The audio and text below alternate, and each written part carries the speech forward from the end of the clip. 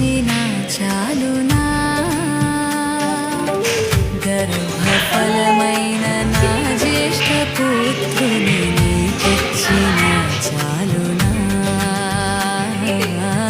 గర్భఫలమైన నా జ్యేష్ఠ పుత్రుని నీకిచ్చిన చాలునా